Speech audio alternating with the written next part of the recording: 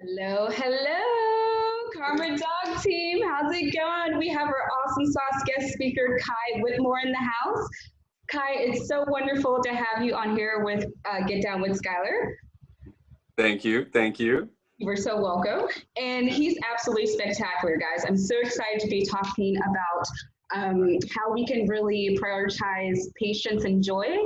And the amazing topic that I love how Kai came up with this creation is prioritizing patience and joy and the use of games as a teaching method. Mm-hmm. So wonderful. And Anastasia also would like to give a shout out to you because I expressed her about the topic today. And she's like, that is so cool. Yay, I'm glad. Like she really got into her heart space there. It was beautiful, beautiful. So really, I've expressed this to Kai before, like for the preparation and just to share with you guys, I totally like to connect with other individuals' energies to see if, of course, like whatever is the comfortable state, whether to have prepared questions so we can go ahead and ask just so we can keep on track because I would be the one to talk for multiple hours on Wednesday.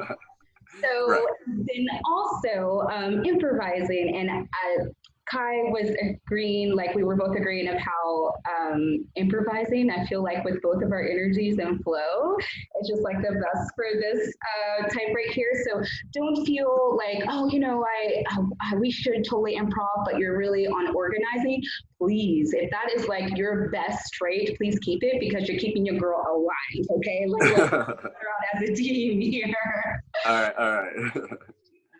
So I guess my first question would be, I really wanted to, and I feel like also all the other trainers and pet parents, they would like to know, Kai, your background of what really inspired you to get into dog training in the first place. Well, I've grown up around dogs my whole life. When I was a kid, my grandparents actually met dog sled racing, and they were dog sled racers and bred Siberian Huskies in the mountains of Colorado. So every holiday I'd go up into the mountains of Colorado and we would be around 50 plus Siberians, and we'd go and we'd cut down trees in the forest and bring them back for Christmas on the dog sled. It was pretty magical, and being around all of those dogs and in such an interesting environment that really fostered the growth and joy in the dogs because they're just absolutely adore pulling sleds, and really having that really positive outlet for them and seeing that in the dogs themselves and how wonderful they were. And as a kid, I just fell in love. So I've always been really in love with animals and wanted to help them and help people interact and engage and be more empathetic to each other. And that is really what I want to do with training. So that's my philosophy, and I really try to promote that communication between people and animals. Fascinating. Well, like such a beautiful storyline. Shout out to, so I had to massage my cheeks right here because I was smiling and my smile was smiling at the same time. So like I have a Siberian Husky named Shiloh. And let me tell you, I would love to hear like maybe a couple of tips here because so when I got her, her birthday, she's a Capricorn, by the way, December 29th, born 2015, what's up? And she definitely helps me keep like be grounded and focused and very centered. And also at the time, I was not prepared to have a Husky because they're so active. Yeah.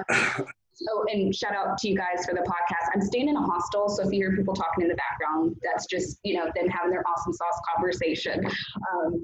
There's no ghost here. Just share with you.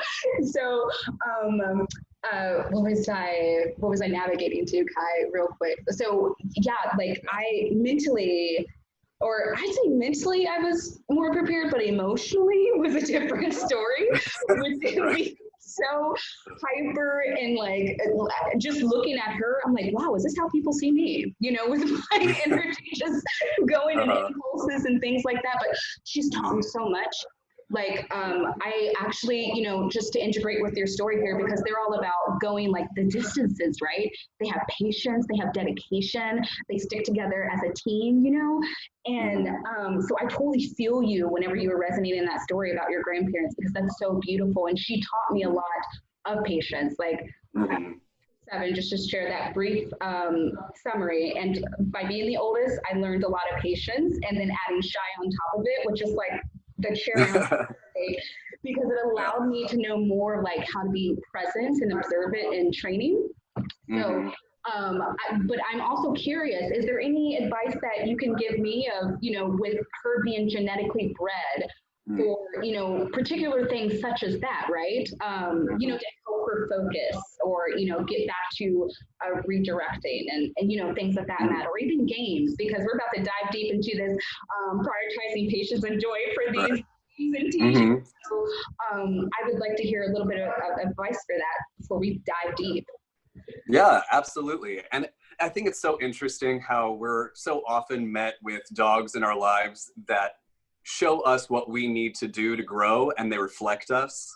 And I so often see that in people that are clients, and almost always it's the dogs that are really high stress that need relaxation and outlet of their energy, and that reflects in the people that are high stress and they need an outlet for their energy, and they mirror each other, right? And so it almost ends up this therapeutic connection, and you have to foster that in both the dog and the person, and help them understand that in order to have a happy, healthy dog, they need to be happy and healthy themselves. So it's so interesting to me to see that, and it's so often like we're drawn to dogs that match us in our energy levels, but very often those things can escalate into issues. So it's so interesting. But with the Huskies specifically, what I like to do is always treat each dog as an individual, each person as an individual. And obviously there's going to be variation within a breed, but breeds do tend to trend towards certain behaviors and motivations and needs, deep needs. And over the thousands of years that we've worked with and created these breeds, we really need to foster what we've bred them for. And when we put them in a domestic environment that's so the antithesis of what they're bred to do, of course there's going to be conflict there. Of course it's going to be difficult to have a husky when you are a couch potato, right? And you need to work and meet in the middle there, right? Yeah. So what I like to do, especially with games, as we'll talk about, is evaluate the needs of that dog, needs of that person, and create a training plan that really suits both of them and helps foster that deep need for the dog. So for example, Huskies, they love to pull, they love to really expend a lot of effort, and they have an amazing endurance. So really working with them to help them release as much energy as possible, like with a flirt pull, just extreme exercise, ideally running with them, but you also often have people that are not able in that way to match the energy of their dog, whether you're working with disabled people or elderly people. It's hard, and you have to figure out the best way. So if you can't find an outlet for them physically that they can match their energy levels, I always say you need to really exhaust them mentally as much as possible, since you're not able to do it physically. Of course, if you can, employ a dog walker, get them out there. But we want to have a really rich tapestry of activity and environment for them, so they're not stuck in one thing. They're not feeling trapped and frustrated, just as the people might in the relationship, because they're not fostering their dog's happiness and themselves in the process.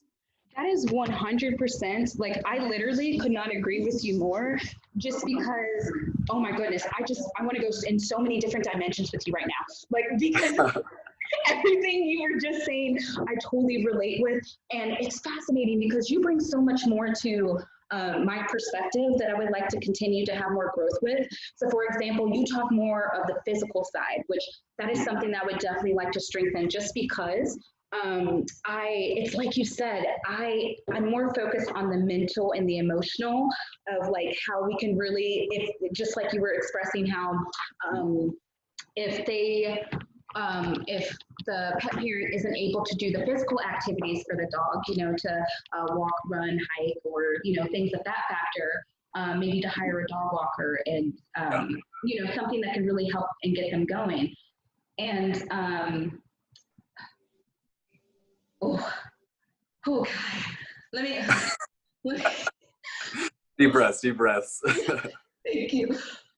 I, so with with that all being said, so here's what we'll do with this, because I know I have more of my more of the questions answered the more we deep dive into this. So that's a beautiful example when coming to the Husky breed, especially just for active breeds, period, because you're so right. Like the flirt pole is something that's so spectacular for pups to use. See, that would not even been my go-to, but that is a wonderful go-to because you know, it's the physical, then it gives them that mental stimulation. Yes. So it like even makes it's fun for me. I actually like watching the thing. Right? Like, Yeah, this it's childlike. magic. I will never do a puppy board and train without a flirt pole at my side. It is magic. Highly recommend. Oh, wonderful. So you know what? Let's just dive deep into it now. Yeah. So, with you giving the amazing example about the Husky breed and you know active dogs in general, what is the basics that you would also like to express to everyone on the different energy levels of creating that patience, that joy, and having an abundance of the gains that we can help provide for them? Yeah, and again, every dog, every person is an individual, right? So we don't want to throw a huge party, which is what I say when you really want to engage your dog, say, wow, this was amazing, and really up the energy for them, throw a party for them so that they feel, wow, I did something great. I made them really happy. This is super fun. We're partying. This is great. I want to do this more, right? And that engagement and enrichment and relationship building there can be so much more important than just a treat, right? But it varies because sometimes you have dogs that are shy and they don't want to engage with you that way. They feel overwhelmed. You know, they're not party animals. They're well, you know, they're quiet, right? And so you can't just throw a party for every dog, but really looking at each individual, saying, okay, you know, this. I mean, most puppies like throw a party all day long, but of course, we're not always working with those dogs, and we may have dogs that need to calm down instead of having them get excited over things. So finding that balance, right, and capturing calmness is so important in even the puppies, you know, that you want to engage with, that you want to throw a party with. Making sure that you're making calm behavior, relaxed behavior just as rewarding with treats, with attention, with pets. All of that is just part of that perfect balance that we can strike with their lifestyle as a whole, that really help them be more enriched. What a beautiful mouthful. Like my mind is just even processing with uh, the whole foundation of it. And so let's see, I guess my next question would be, because I really like the choice of words that you're using as well too, because especially when you use rich, I don't know, for me, I feel very abundant and, you know, it's like when we use, because words are everything, right? Like that's what we know whenever us as trainers, when we're connecting with pet parents and even, you know, pet parents that work into the amazing, beautiful fields that they do, how communication and words is everything. It really helps apply for our own mental and emotional state, just like you were sharing of how like section of the dog is really the human and Yeah. how we grow upon them. So I really would like to touch bases on that, just for people who are interested and who are just tapping in like on the tip of that type of field. So could you explain just a bit more about the reflection from pet parent to fur child?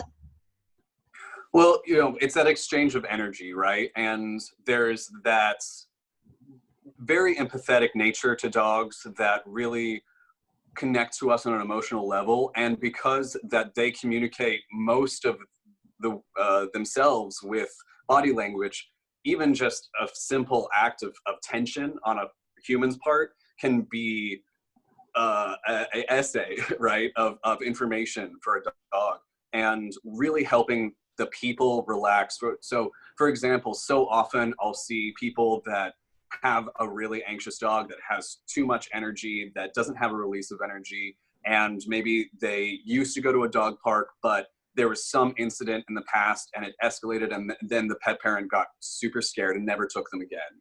Mhm. And so often I will see them have that incredible tension and that fear. And I'll say, okay, we can have a session at the dog park. Let's go. And I'm coaching the humans way more than the dog, because the dog is just mostly, except for extreme situations, obviously, almost always what is expected by the pet parent as aggression, as dog aggression, is just that dog reflecting the human's anxiety.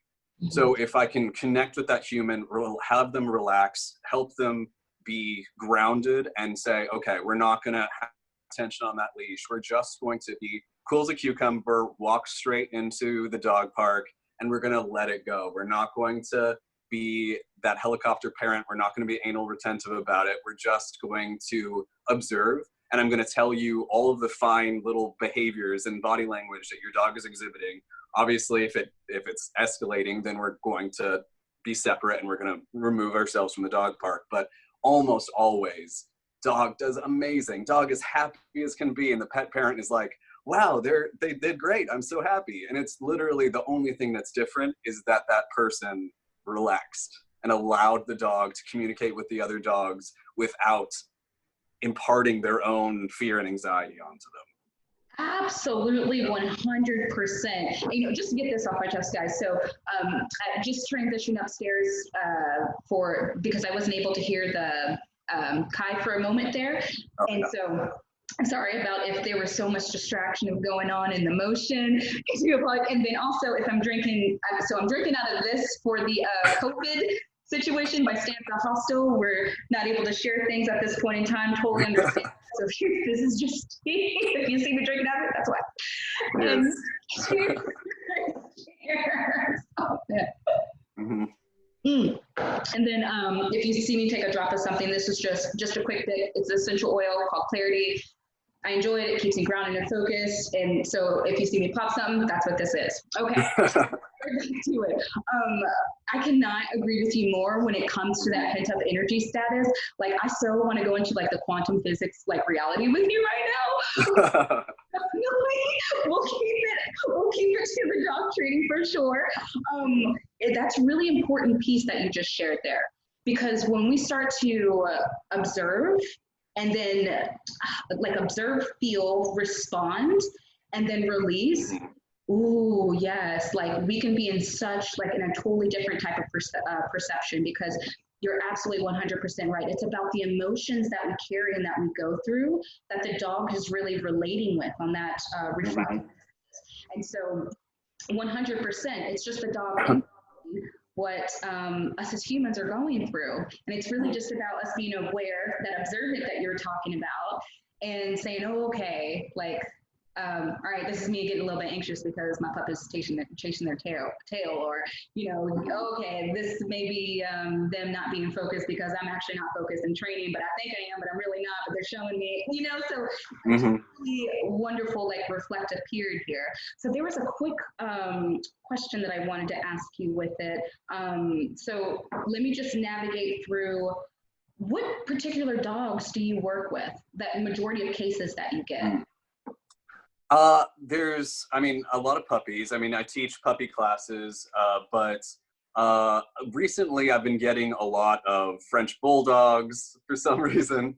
But there'll be pit mixes or, just mutts in general, but, or, small dogs that are just, they're tiny. And so the parent doesn't know that you still need to communicate with them as a dog, and as a human child. And, because, a little dog can walk all over you and have terrible behavior, and you don't really do anything about it because it's cute, right? So they end up creating monsters, and then they have no idea what went wrong, right? But we want to, help them reestablish that communication that's fostering good behavior rather than cute behavior. But Absolutely. yeah, but yeah, all sorts of pups. I tend to just, you know, take whatever comes my way and enjoy it while it lasts. So. Okay. And so before we get into like the games here, what particular cases do you that really resonate with you? Like, I guess I want to say more of like in like a challenge level that can continue your growth on that interest. Mm-hmm. I mean, there's definitely been some challenging ones out there. And, you know, sometimes this job can be scary. Sometimes you're in a situation that you don't know what to do because the dog is at such a high level and has lost control and has rehearsed losing control so much. It's so daunting to say, okay, what steps can I do to bring them back, to help them be, you know, calm and collected when they've lost control. And same thing with people sometimes too. You know, you can sometimes, and you know, we have such a great clientele with Karma. You know, we draw in people that want a kind, good relationship with their dog. But sometimes you get people that will argue with you for punishment or will be resistant to you saying, let's be patient, let's be kind to our dogs, right? Instead of dominating them or trying to control them. We want to foster relationship with them and help them be inspired to be good rather than us compelling them into certain behaviors, right? Absolutely. And, you know, to add on to that 100% is, you know, it's when, you know, us as humans, when we act out of our survival basis, right? Like the controlling, the dominant, or like whatever we were programmed in. And I think that's a beautiful example for you to help people to come back into the present, like to be patient, because we live in such like a fast-paced world that we're looking for results now, but it's like really enjoying that. I love your saying, you said, cool as a cucumber. Inside. I was too funny. But that is so right. And then I thought of like Rick and Morty as like the pickle for Pickle Rick. Y'all, some Rick and Morty fans out there. But absolutely. And so what are some techniques that you can give, you know, share with us as trainers and pet parents to help, you know, get back into that present moment, to become grounded, to also, I feel like you relate to this as well, like whenever we're doing the training, when that program response comes back in, you feel me? Like what can we also share, like what can you also share about pet parents of how they can observe that rather than go into that program state of being reactive? Yeah, and it's tough because sometimes you're in scenarios where either the person or the dog or you are fearful, right? Because dogs are unpredictable sometimes, and often cases we get some severe behavior that we have to address. But you really, obviously, if you lose control, it's always going to end up badly, right? The human or the parent that's hired you has lost control very likely several times to this point, and this is they're asking desperately for your help, and you have to be that guiding calm force. So really being grounded, going in, allowing yourself to take that time. I always really approach each session as a spontaneous critical problem solving mission, right? So we're not able to just generally set, this is a set training plan for every dog. I know exactly what's going to happen when I get there. Unless you've already had a couple of sessions with that dog, you probably don't know what to expect for the most part. And you really have to spontaneously work with that human and see behavior and predict behavior as it's happening and help them understand how to do that as well. And really helping establish calm, good behavior and never allowing them to exhibit the behavior that they're reportedly doing, right? We never want to rehearse that failure. We never want to rehearse behavior, even to see it. Right. So I'm always going to believe, okay, they lose control at the doorbell. I'm not going to start just ringing the doorbell, right?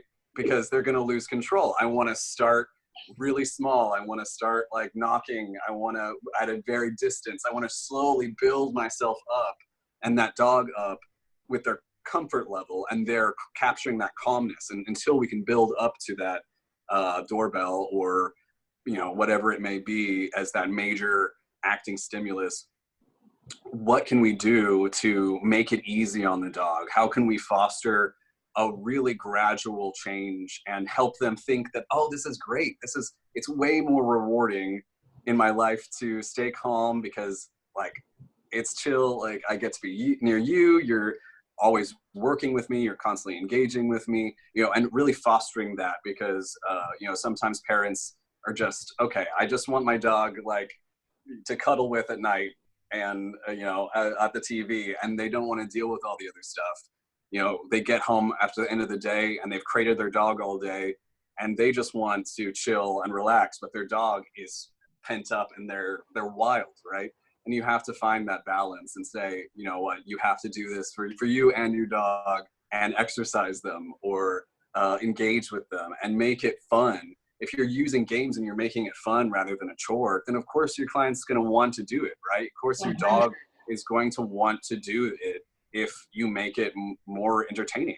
Yes. And it's learning sticks so much better with games, with engagement. And that's that factoring patience and joy in your training. You obviously have to be patient. This is not a quick fix training method. It's a gradual, slow, patient training method. And if you force anything, you're going to take 2 steps back, right? You want to just be really gradual, just even a half step forward sometimes, because if your dog slips up and it fails, that's your fault, right? You want to make it easier on them. You want to be gradual. You with games, like they don't throw you into the last level straight away, right? They start you on the first level where they teach you the mechanics, and then you slowly practice and master those until they add complexity. Factoring in that complexity is our job as trainers, but really judging each individual player, dog, as their skill level, and how quickly we can factor in those complexities varies wildly, right? And that's that active problem solving, each individual case by case basis. So, yeah. 100. Oh, and I love how I love your context of whenever you apply the bonding experience into games, showing pet parents that, yeah, you can still have some sorts of like a relaxing time whenever they come home from work, but also create it as a game to wherever they bond with each other. And it's still fun. It's still so much fun to do. Go into these games. What games do you have for, pet parents and their pups and us as trainers that we can help integrate with our training? Oh, there's so many, and you can really, any of these traditional training methods that we're promoting on our website and everything, you can turn that into a game, right? Any of these skills, be creative. Say, okay, instead of just that militant, I'm covering the treat and you're doing leave it, and I'm like doing that constant pattern, and it's devoid of joy because you're just in that robotic, okay, we're rehearsing, right? And the dog at some point, unless they're very food motivated, is going to be like, well, all right, like I've mastered this. Where's the spice, right? Where's the flavor? Like I want that engagement and enrichment. And we can have problem solving all day long. You can have that kid in the test room all day long, but if you never have anything that's really going to engage them, that really helps them foster that inspiration, that active problem solving and fostering thinking in our dogs, really is a miracle. Because if you're really promoting critical thinking and reasoning in the dog, then they're going to be able to slowly do the right thing, even if you haven't asked them to, right?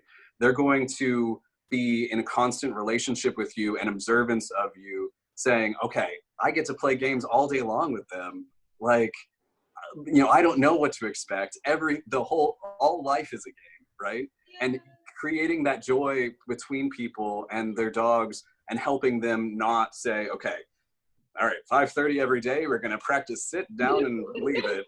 And then, we're going to do something else. Instead, being like, okay, sit, all right, we're going to practice sit, but then we can spice it up. We can add in and increase complexity. So we're going to keep it fun, really make a variety of reward instead of that expectation of, food every time or what have you. And always factoring in what the dog values the highest, right? Because that varies with each individual dog, but really helping them feel engaged in that way and creating that emotional connection to learning, because just that, I mean, food is amazing and it can be really effective, but I find that if you foster just a little bit of joy in that dog with a game, that they suddenly are like, oh, and it locks in, and it really just fires that all cylinders, and they can remember it better if they've played it, rather than I'm doing what you want me to do because you're going to give me a reward. It's, I want to do this because it's fun, right? Yes. Oh my gosh, yes. Guys, shout out to Kai being a Gemini, okay? The way he's talking is such like an air sign, and it's so beautiful because it brings in, shout out to all the zodiacs, number one. It just brings in so much more of like a dynamic of how we can look at things and how we can continue to apply things, not only in just training of what we do in abundance as dog trainers, but in our general lives, like, our personal and meeting someone at a tea shop, walking down the street, say, hello, that, like everything we do with 100% positive reinforcement with Karma Dog, definitely we can apply it into our daily lives and skills and communications, whether it's with our pets or people, or maybe a tree, what's up, you really relate with. And gosh, I appreciate you bringing that type of insight, because we want to look for those different points of views. We want to communicate more in a way how, how you were sharing, like how dogs, just like us as people, as we're unique, you are totally, absolutely explaining how every dog is unique as well too. So they learn differently, they associate differently, they communicate differently, right? And we realize that communication is so important, because I believe, and I feel like you might agree as well, like communication is the most misunderstood thing in the world today. And I feel like us as being dog trainers, and especially positive reinforcement, it's about finding that context and how we can communicate with our dogs, our people, and then also applying that joy that you talk about, abundance, that game, to make it fun. You're so right. Not to make it controlling, to where it's like programmed for us to do it, and then like, here's your reward, right? It's kind of like when you said that, it reminded me of like school. You know what I mean? Like that A, B, C, and D system.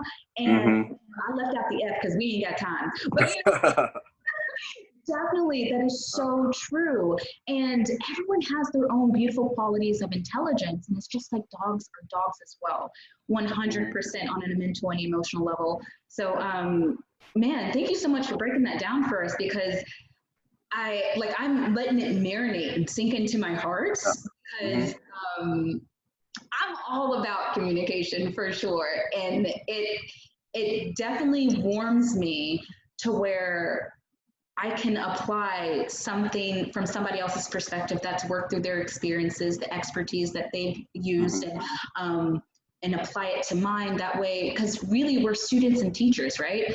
Like, we're always learning and evolving together. And the best way to continue to share what we know in knowledge base, or I like to say, wisdom, because knowledge and wisdom, I believe, are like two separate things in a way.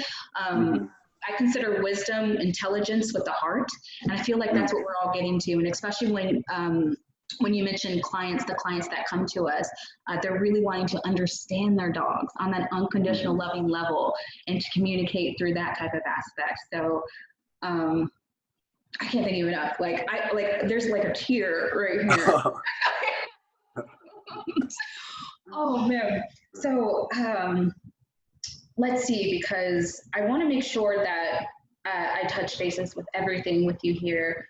Well, I can talk about some specifics. I haven't really talked about any specific games, just as an example. We would totally do that. Yeah.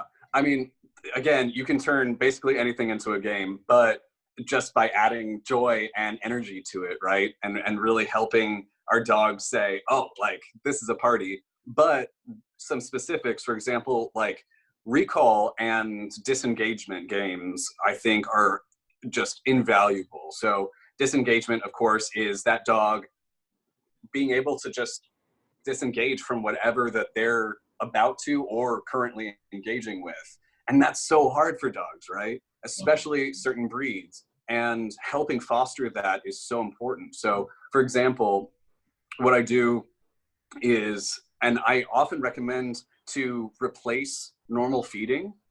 Like if the client is using kibble, use that kibble instead of just throwing it down their throats in a bowl. Use it as a learning game. Use it as treats, and help them, keep a trimmer waistline and a fatter wallet, so that you're not just throwing treats down their throat. You've got food, you've got treats already, right? So you can throw out some treats, have them snuffle around, forage for it, right? You can scatter feed. You can use snuffle mats, various puzzle feeders, any of that to help engage them. But with games, you can either use a snuffle mat or just, on the floor, hard carpet, whatever, throw out a treat, have them go for it. When they turn, mark that. They're coming back to you, give them a better treat for returning to you, right? Mm-hmm. And then you can, as you're establishing this is the routine, right? I throw out something good, you come back, I got something better for you, right? And that is super fun, right? So we're gonna spice it up. We're gonna throw it different directions. I'm gonna loop you around my feet. We're gonna throw it different distances, or have, a bunch of different over there. Maybe we can expand it to a complication of leave it. So we're throwing out, 5 kibble. As they're eating that kibble, if I can recall them back, and obviously you're building this up to them being able to disengage from that. If they're able to disengage from what they're currently eating and come back to you, that's huge. And you've turned that into a game, right? And you've practiced both recall and disengagement, which are so key in helping your dog communicate with you, be engaged with you, having you be the most exciting thing in the world to them, better than that squirrel outside, better than the food on the ground, right? And the only way that we can be that most exciting thing in the room for them is by being exciting, really helping mirror that joy and excitement that you want to see have them for you. You need to reciprocate, right? And mirror that for them. I have a question for that. So have you ever, worked with overstimulated dogs, right? Yeah. So how do you balance that enthusiasm for overstimulated cases? You know what I mean? Like, how would you do that? Because through my experience, like, if I'm too enthusiastic with it, they'll be like way overstimulated. And then, so what do you do to help balance that? Yeah, and again, it's that individual basis, right? How far can I go? And what best works with this dog and their needs, and capturing calmness, right? So obviously with those dogs that lose control, they're overstimulated, we're not going to lose control and be overstimulating. We want to be as calm as possible when we're doing these games, and only ever rewarding them when they're calm. So instead of say, okay, they're running back to me and they're super excited and they're wagging their tail and they're they might be hopping up. Obviously, I'm never allowing them to be hopping. Even 4 feet on the ground calmly, you can reward. But if you can get them to sit or down, which are such calming behaviors, they're the antithesis of jumping and being wild, right? If they can settle into that, and obviously building that capability during a game that is overstimulating, you're capturing calmness by only ever rewarding them after they've returned to you with a sit, with a down. So they're allowed to release some energy, but then they come back to you and they're calm, then giving that reward. It helps foster that and create calmness as a rewarding part of the game, and have that be intrinsic to the way they interact with you. So if you're only ever saying, okay, you get rewarded with you being calm, and you get to be able to release energy. So of course, evaluating their lifestyle, making sure that they get more activity, because so often we see overstimulated dogs are just overstimulated because they don't have enough stimulation in their lives. So even the little bit that they have, they're like, and they lose control, right? So we want to make sure that we're developing that rich life for them that has that variety, that has spontaneity, that doesn't have just, there's, for example, one of the hardest cases I ever had was a dog that was heavily abused, that was with his mom now, and his former dad, who had him, had been very physically abusive with him, but also only ever gave him attention besides that physical abuse by throwing a ball for 30 minutes every day.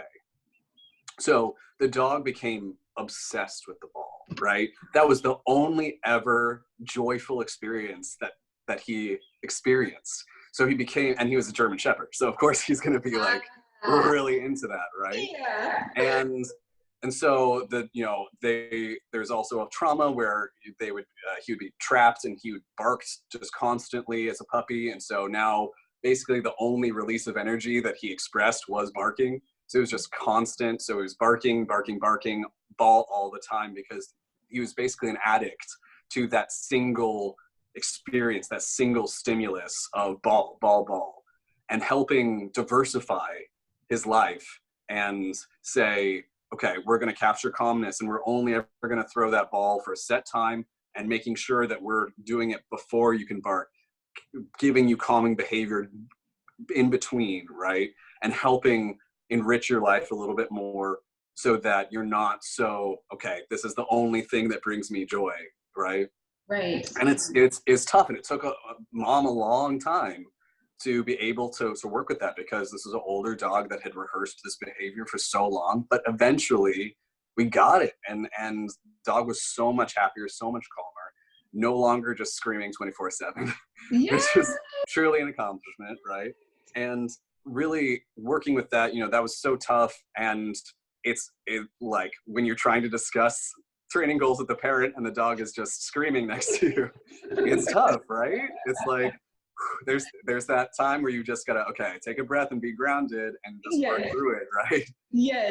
And that's gonna be my next question there too. And the reason why I gave the yay, because what you just shared through that experience gives pet parents so much more of an assurance, like this can develop into a wanted behavior that we're looking for, right? Like that it's not a lost cause. And especially, I like to throw out the old, I don't use myth, because myth actually means truth, you know what I mean? Like, but to throw out the cliche of it's you can't teach an old dog new tricks, and it's like I feel with us as trainers, we've seen so many different experiences that doesn't matter the age, it just really matters, like with that consistency, of course the grounding points as well too. So let me dive deep into, what do you do to keep yourself grounded when it comes to those overstimulating processes? Obviously, just working with yourself, and have that, if you have a meditation practice or self-care, that you can really be grounded, take some deep breaths, really work and feel in your body in that moment, and analyze yourself. Am I getting panicky? Am I starting to lose control? Because I'm naturally very empathetic and will often reflect the people that I'm around. So I have to really stay in my truth and myself and say, okay, this dog is exhibiting high anxiety. I need to be that calming presence and not reflect that. So being just aware of that and that possibility, and knowing, it's terrible when you feel overwhelmed, and empathizing with the dog in that, they're experiencing that. Mm-hmm. And how can we help them find peace, and the people find peace. And the only way we can do that is really be grounded and find peace with ourselves. And it takes patience with yourself and others, but also making sure that you're really turning your training into that joyful act. That really helps too, engaging with people, loving that you're being able to transform people's lives and their relationship with their pets.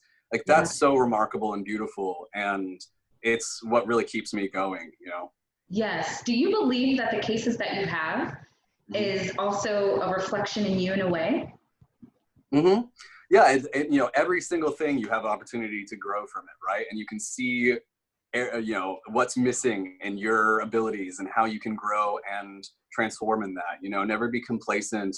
Always say, okay, I could have done this better. How could I have done this better? How could I have taught this a little bit more efficiently, communicated this a little bit more effectively, and being patient with yourself in that, really helping yourself be better and be patient in that gradual growth.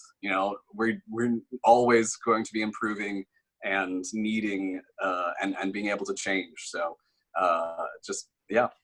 Absolutely. And I asked that because I've noticed that when you mentioned it, I'm like, I can see that within myself. And so I definitely experience like the same type of similarities that you go through when it comes to that empathy. I feel like we all do, because everything, we're energy. Everything in the world's made of energy, and so it is about that energetic exchange, right? Like we're always having that, and coming into that awareness with it is 100% beneficial. And so so for you, from what I'm picking up, whenever you do techniques, because I'm asking this, so I know there's other trainers out there who are wanting to know this information, and kind of like, okay, Kai, how can I stay grounded in this? Help me out. What's the deep breath? What's the meditative stuff I need to get into? For you personally, when you do go into that period, like, okay, so I feel like you do take deep breaths, and then so say like you have a reactive behavior, and you do get that empathetic, that energetic exchange there. What do you typically? I know you say you draw yourself back in, right? Like you draw yourself back in, knowing that your own truth of what you can really relate with, separating the two. Of like what's actually happening in that present moment as the observer, and then you yourself. So you know what? I just really answered my own question right there. That's what you do. It's general that, right? So we're just clarifying that. Yeah, and really analyzing it in its, okay, this is the facts of the situation. This is the behavior that they're exhibiting. What was the cause of that behavior? Because we, of course, can't treat the symptom. We've got to look at the cause of all of these behaviors and help them foster different causes, in their life, and different behaviors that aren't going to be conducive to down the line the problematic behavior happening, right? And so analyzing that, it's that problem solving, that active, okay, what is the best way that I can critically analyze and solve this, but still do it from a joyful, compassionate place. Yes. And you said the most beautiful words there, looking at the source instead of the symptoms. Because that is, we're coming out of the state to where we've been looking at the symptoms of things rather than the source. And so that is super, I think that's like mind breaking that you just said that, because and again, that goes into like everything that we go into, that positive reinforcement, the trainings, the techniques that we do with our dogs, we can apply it to our everyday lives. So you know what, sir, you, Kai, and all the other trainers, shout out to you, shout out to us. Like we are seriously like, embed this in yourself, making a difference to even us as individuals to help break that ground point of like even our own subconscious patterns, right? Of how we can better, like you said, grow, critique ourselves, evolve. Not a perfectionist, right? Because we do make mistakes, or it's okay to fail. I still like to use that. I like to try to find like a neutral word with that, because we all associate with words differently. Right. But it's go to say that we all have hiccups, but that's the point of growth. That's the point of us learning, because in that hiccup, we learn from that lesson. And then also we can help another individual in that pathway of like, oh, okay, this person did this hiccup, so this allows me not to do it as well. And then so on and so forth, right? And so I think it's extremely important, the way you went into the source of how we can really tap into that basis, because that helps a lot of pet parents, right? Because it's like you said, whenever, and it could be, us on a human standpoint, our survival basis in general, whenever we don't understand something, the unknown, we get into that fear-based reality. So for example, whenever a pet parent is, trying to understand their dog, and they get into that fear-based type of perception, they're able to be in that present moment and to relate and to observe what's happening with their dog.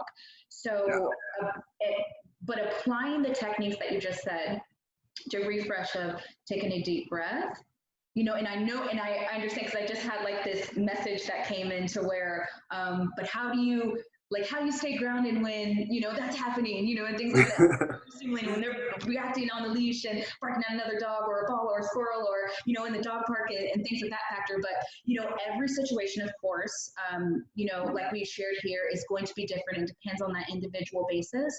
And that's why we have these type of, these training techniques to to go in alignment of what specifically works for that dog, because yes, every situation is going to be different than a dog park, a reactivity, than a leash reactivity.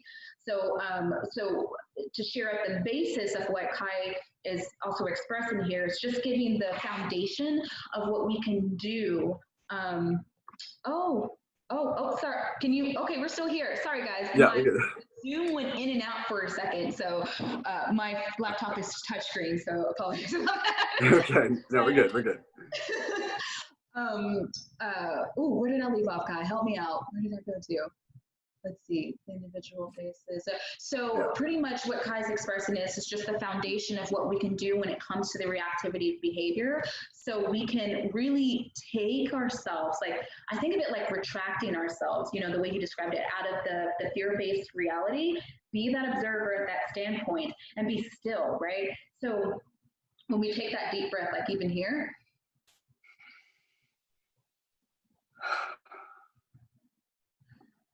like we feel so much chill, like I can really feel like my molecules just like like vibrating at that standpoint, and especially if I'm drinking tea, like just for the example of like caffeine, you know, caffeine is supposed to energize us, right? So we got to get the moving and the going. So it's the same thing with the dogs, the overstimulation process. And you know how I share it with pet parents, which I feel you may relate with along with other trainers, is that it's pent up energy that totally needs to go somewhere. They do need that outlet that you were expressing. They do need a way to where they can redirect. And when you mentioned earlier about the certain breeds of their genetic codes of what they're bred into, like dogs are, certain breeds are more focused on one activity than another. So 100% to the all standpoint here, what we really just took the grasp is take a deep breath, guys. Find a meditative grounding point for you. And that doesn't mean that you have to like sit into the kumbaya, you know, if it relates awesome sauce, because I get that a lot, you know, with pet parents in my experience of, you know, do I have to sit crisscross legged and do the standpoint, which it can help if you want to build more of your observation of like the thoughts that come to your mental, you know, standpoint, like across your mind, and then bring yourself back into the breath. So really that type of meditation is just to help strengthen that factor to release and let go of the mental thought. But you know what I feel Kai's expressing here is that even breathing, like us just walking or even looking at a painting, singing, dancing, you know, whatever gets us into a calm, relaxed wavelength that we're able to be present and still, that's meditation. Mm-hmm. That's what we can really come back to. So if you, there was this one quote that Caesar said, he was talking, like an episode just popped into my mind, but he was helping a pet parent with the dog, and it was like something that had to do reactivity, I believe on the leash, but he noticed that the pet parent was getting tense. And so he said, well, think of something that makes you happy. Like, what fruit makes you happy? And I think a mango or something like that. But the fruit that he thought of, it made him become more relaxed. So Caesar saw his, you know, arms become a little bit more relaxed and like not tense like this. You guys couldn't see me right here, but like, you know, tense like this. Whenever we do become tense on the leash, that sends a communication standpoint to the pup, and really what that's reflecting, what they're reflecting back is like, okay, pet parent's tense, so that means that I need to get tense. And it does help with that psychological standpoint that you say that whatever we are projecting to our dogs, it's reflecting back to us. Mm-hmm. I love that. I'm definitely going to use what fruit makes you happy. It's so good. I was just like, what fruit makes me happy? It really, it takes you, it transports you, doesn't it? Oh my goodness, yes. You guys, so this is the one question I'd like to ask before we wrap it up here. This is totally amazing. Guys, I have to keep checking the time because I can continue to talk to Kai for quite some time here. Like, oh my goodness. And so one of the reasons is it kind of, I guess it merges into the question of before, like what got you into it, but my question is, what really inspires you to do the work that you do when it comes to an energetic standpoint? And I ask this because you are very connected when it comes to that. And we as humans, we're so humorous because when we don't understand something, it's metaphysics, right? It's like, Right. ooh, magic, where'd that come from? But when we understand something, it's science. And I love to give an example to pet parents where, so say for example, in the 1800s, they saw a plane flying in the air. They'd be like, ooh, that's magic. But we see it today, like, nah, that's science though. Yeah. So what really interests you in that way to like of what you're doing today, and then also what really inspired you to connect the energetic standpoints that we can continue to learn on a day-to-day basis? I think it's just that connection with animals and that value that they have to us as part of our lives, and seeing how the connection to our pets can so often reflect in people's lives positively or negatively, and being able to transform that. And it seems like such a small thing to say, okay, you know, your dog's listening to you better, right? But you're able to relax at home. You're able to maybe exercise more with your dog. You're able to communicate with them on a better level. You're able to be at peace with them and have a relationship with them. And any relationship that you have in your life is going to enrich it, right? And that simple act of kindness of your part, of helping someone be better and communicate better, and the dog understand how best to have a happier life, that's so valuable. And that's what really inspires me, is inspiring people and animals to take better care of each other and to communicate better, right? And helping foster that is so valuable. Right. I'm just in awe. Like, I just want to sit here for a moment to like allow that to sink in. I got the sparkles, Kai. Oh, I'm glad. Thank you so much for sharing that. I really appreciate it, bringing that expertise back in there, and allowing people to see more of a different perspective of how we can really connect with our dogs, not only our dogs, each other.